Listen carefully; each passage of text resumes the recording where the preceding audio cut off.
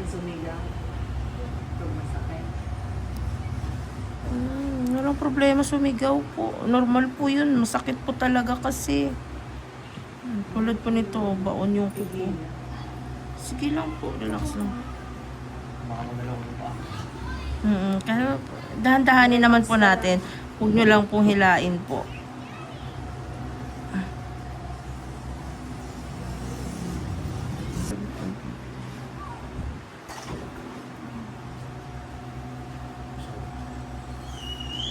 So,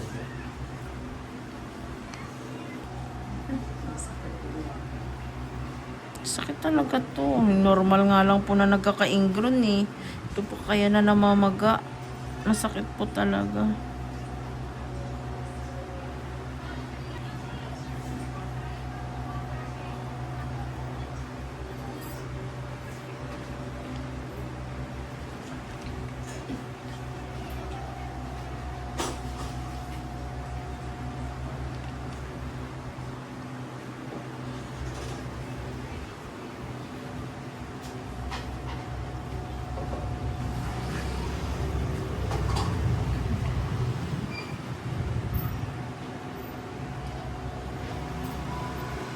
Ayan, okay na po. Ayan po yan. Ayan po. Sorry po. Inopera siya eh. Anong naoperahan po? Opo, kaya grade 7 siya. Malaki pa po yung nakuha. Siguro dahil masyadong in-overcome ng doktor. Opo. Kasi ano na po siya eh, sugat na talaga. Opo, yung magang-maga na po siya.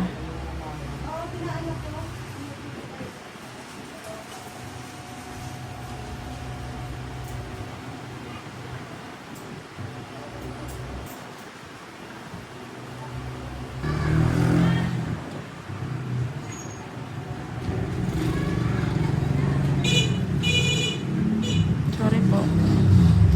Hinti na lang po.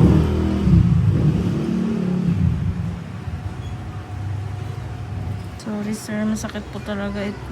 Sorry. Ayun, okay na po.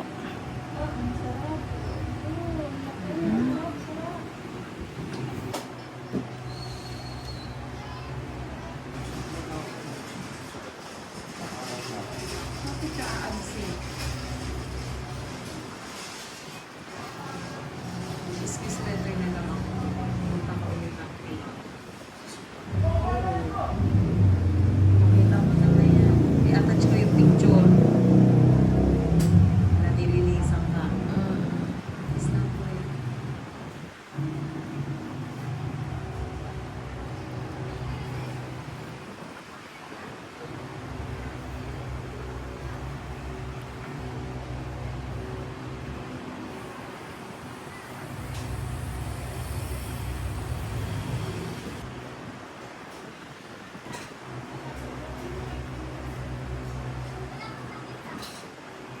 Ayun.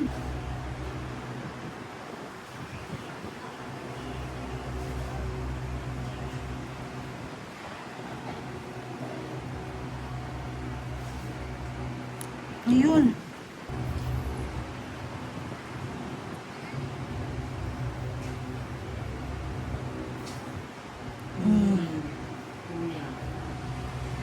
Okay na lang ga.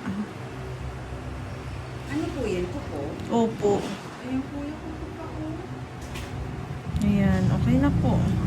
ako ka. Alam, grabe naman yan. Ang laki-laki. Ay, grabe. Ayan po.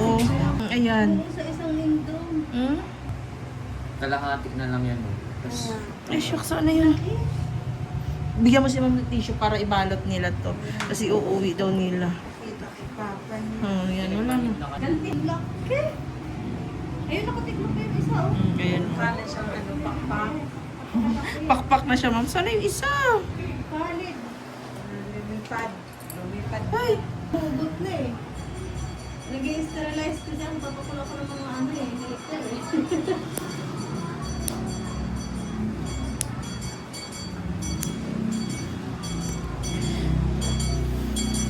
Sarap. Ano po yan na masakit? namanid na yung paa. ano po yung nakatusok nun?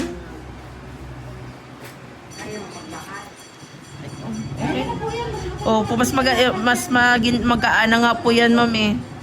Pag nilakad niya, hindi na wala na sa mga ramdaman sa puso. Wala po.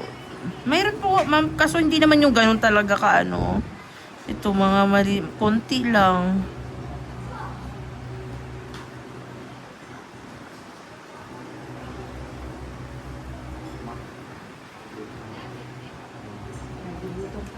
Bigla siya nagutom, ma'am. Very low pa kasi ang tolerance niya sa pain. Opo, normal lang po. Sus, kung mayroon nga po dito, ma'am, matatanda na po, ma'am. Pero ganun din ang tolerance nila, ma'am. Kaya sobrang naiintindihan ko po talaga, lalo na si Sir, ilang taon lang po siya, ma'am. 16 lang. Oh, 16 lang. Pero nag-start siya magkaroon niya grade 7, 12 pa lang. Oo, tapos pero doktor agad yung unang nag-opera sa kanya, ma'am. Pina-manicurista din namin, di pa rin nakuha. Nabumbog na ng ano.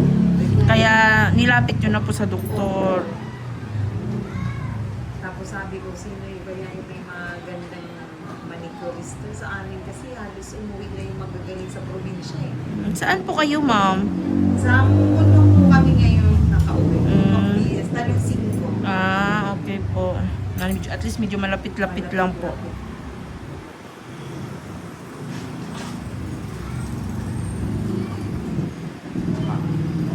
Magat na ako.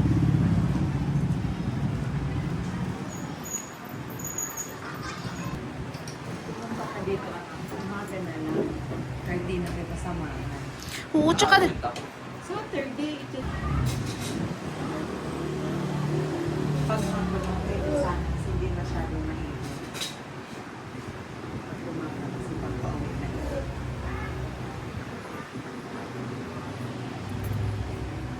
ito mayroon din po kaunti, oh.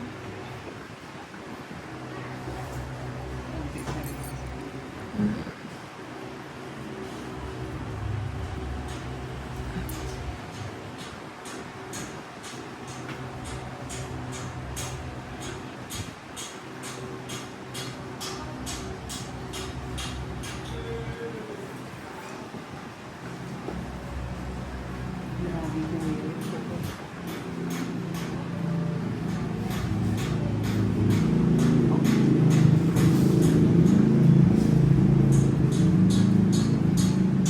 Samantalang ikaw, ma'am, never mo naranasan, ma'am, no? Hindi po ako nagkakainom. Mm-mm. That's ako. Sa kanya, ma'am, iba lang kasi ang case ng kuko niya, ma'am. Iba po yung tubo, palalim. Sobra.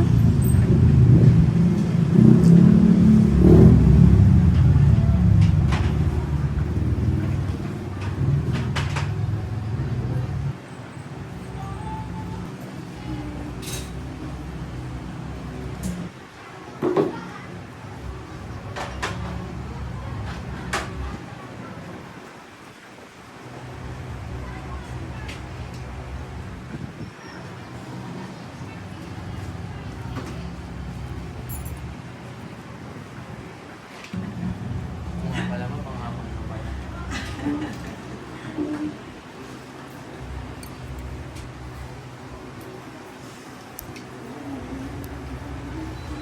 Tsaka dapat hindi na pwede sa kanya yung square na gupit, ma'am. Dapat below ground talaga, ma'am. Kasi bumabaon din yung square Opo. sa unahan. Dito siya, lulubog siya dito, ma'am. Yun din ang napansin ko. Mm-mm.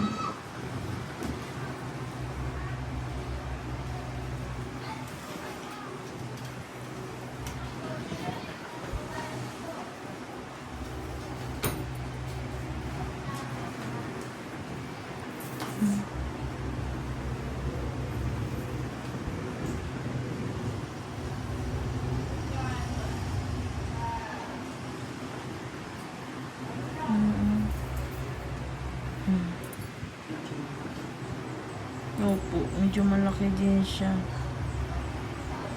Sayang sana, ma'am, yung kabila kasi noon medyo malaki-laki din po yun. Yun yung lumipad.